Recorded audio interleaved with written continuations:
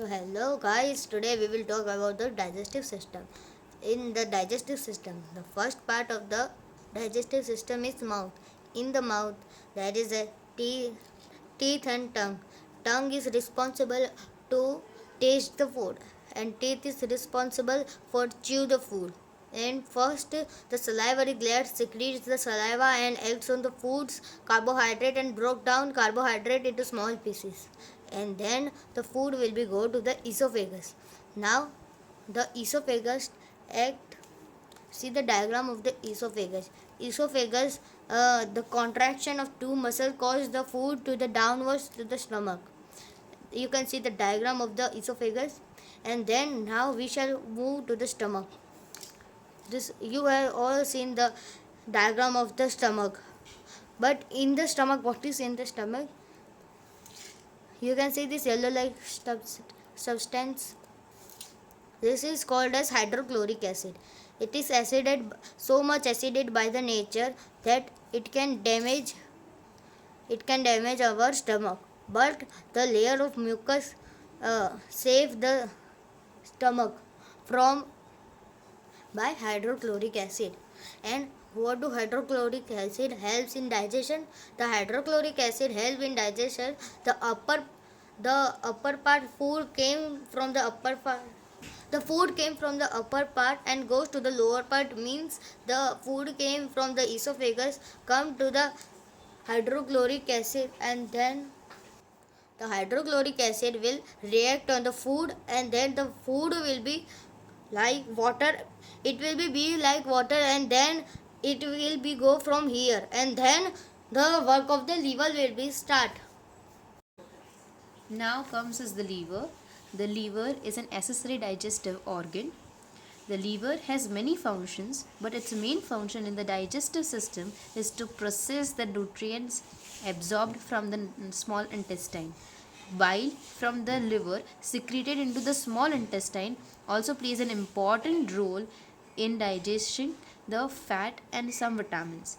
During exercise, the liver quickly breaks down the stored glycogen into glucose, which is released into the bloodstream to be used by the muscles as a source of energy. The liver pours its secretion into the small intestine through this duct, which is called the bile duct. Then comes is the pancreas. The pancreas is 6 to 8 inches long, and it is an organ located in the abdomen. Its orientation is horizontal in the abdomen.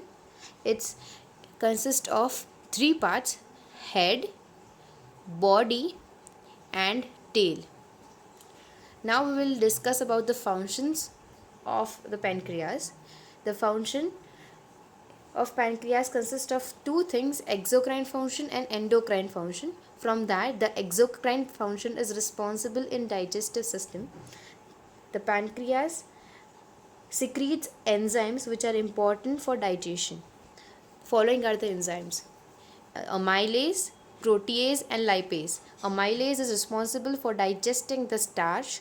Protease is responsible for digesting the proteins, while lipase is responsible for digesting the fats. The pancreas pours its secretion into the small intestine via this pancreatic duct, which you can see in the diagram. This both secretions from the bile duct and the pancreatic duct is poured into the first part of the small intestine, which is named as duodenum. Now we shall discuss about some common disorders associated with pancreas. First is diabetes, second is pancreatitis, and third is pancreatic cancer. Now food enters the small intestine. It is 7 meters long. It has three parts: duodenum, jejunum, ileum.